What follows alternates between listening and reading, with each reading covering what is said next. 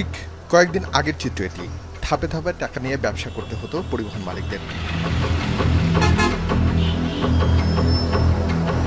রাতের ঢাকা ছিল আরো ভয়ঙ্কর।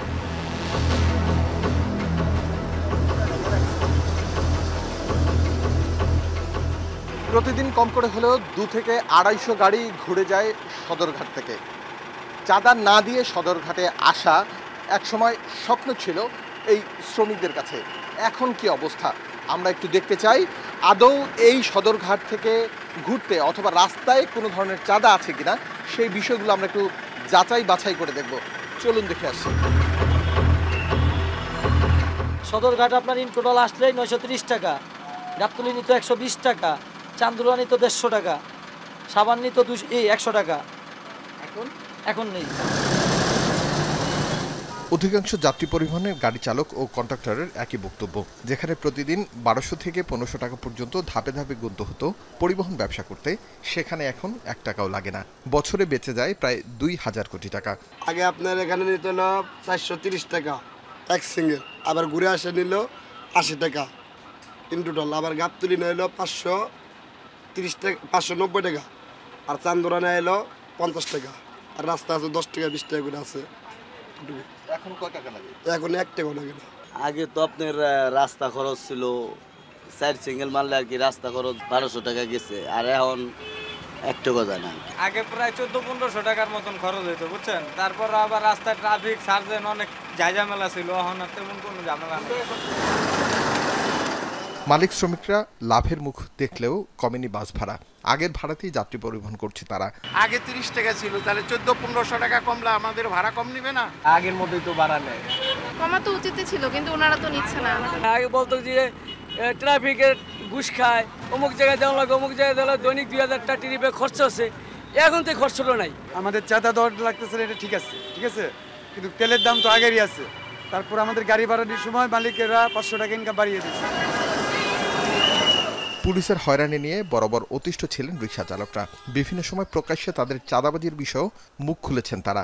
এছাড়া এলাকা ভিত্তিক চাঁদাবাজির ঘটনা তো আছেই। হয়েছে সেই দিনের পরিবর্তন। শূন্যের কোটায় রিকশা সেক্টরের চাঁদাবাজি। এই সেক্টরে বছরে প্রায় 1000 কোটি টাকা চাঁদার অভিযোগ ছিল আগে থেকেই। আগে স্টিকারের টাকা দেওয়া লাগতো, মানে 2500 টাকা, আর পুলিশে যে কোনো জায়গায় আটকাইতো বা ওখানে গাড়ি আটকায় রেখার করে বা রয়ে যাইতো, 3000 টাকা 4000 টাকা দিয়ে সবাই আনতো। একটু রোডে উঠলেই গাড়ি ধরতো, ধরে আমাদের কাছ থেকে টাকা পয়সা নিত হাতায়া। রাস্তাঘাটে কেউ গাড়ি আটকায় না, কেউ চাঁদা চায় না, বা লাইসেন্স দেখতে যায় কেউ টাকা চায় না। পণ্য পরিবহনে বছরে 2000 কোটি টাকা চাঁদা আদায় হতো। মামলার ভয় দেখানো কিছু পুলিশ ও চাঁদাবাজ সিন্ডিকেটের দৌরত্ব হারিয়ে গিয়েছে শিক্ষার্থীদের নতুন বাংলাদেশে। এই সরকার যতদিন থাকবো ততদিন চাঁদাবাজি হওয়ার কোনো সুযোগ নেই, কিন্তু যে কোনো রাজনৈতিক সরকার আইলে আবার চাঁদাবাজি সুযোগ যে চাঁদারা বন্ধ থাকে, দ্রব্যমূল্য অর্ধেক কমে যাবে।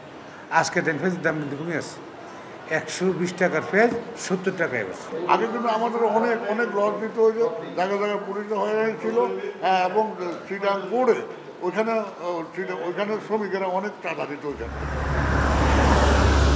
কৃষি বিশেষজ্ঞরা বলছে পরিবহন ভাড়ায় প্রভাব ফেলে চাঁদাবাজি। তাই চাঁদাবাজিবিহীন রাস্তা কমাবে কৃষি পণ্যের দাম, স্বস্তিতে থাকবে মানুষ।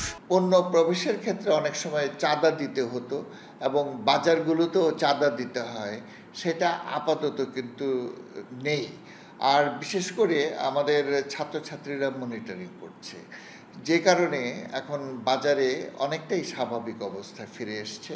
এবং আরেকটি বিষয় হলো যে আমাদের সিন্ডিকেট দীর্ঘদিন ধরে এখানে ক্রিয়াশীল ছিল, কিন্তু সরকার পরিবর্তনের সঙ্গে সঙ্গে সিন্ডিকেটটা এখন আর ক্রিয়াশীল নেই। অদূর ভবিষ্যতে আমাদের যে পণ্যের উচ্চ মূল্য সেটা ক্রমাগতভাবে হ্রাস পাবে। সাধারণ মানুষের পকেটের স্বস্তি ফেরাতে চাঁদাবাজদের চিরতরে বিদায় জানানো প্রয়োজন বলে মনে করেন এই কৃষিবিদ। তাই দীর্ঘমেয়াদী পরিকল্পনা বাস্তবায়নের আহ্বান অন্তর্বর্তীকালীন সরকার প্রধানের কাছে। আরিফ হোসেন, এখন, ঢাকা। 250-টিরও বেশি ডিজাইন অপশন নিয়ে ওয়ালটন স্মার্ট ফ্রিজ, বোঝে আপনার প্রয়োজন।